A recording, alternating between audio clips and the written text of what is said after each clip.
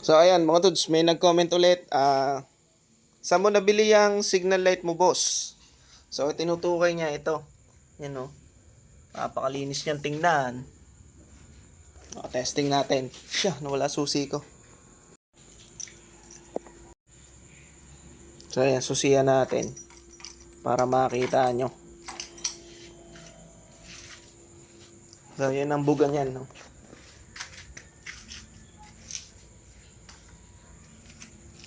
Yan o.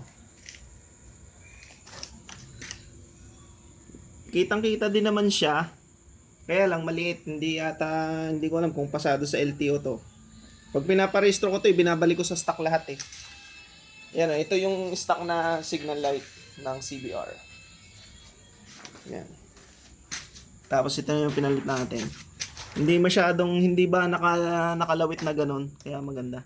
So sa orange up mga tuds, marami niyan. Yan.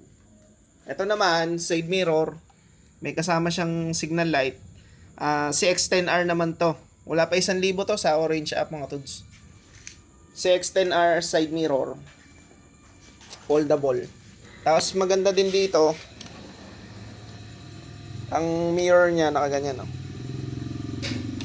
Maganda pag magpapalit kayo ng garning signal light, maglagay din kayo ng ganito para hindi mako-compromise yung blinkers nyo, yung mga flashers nyo mga tuds.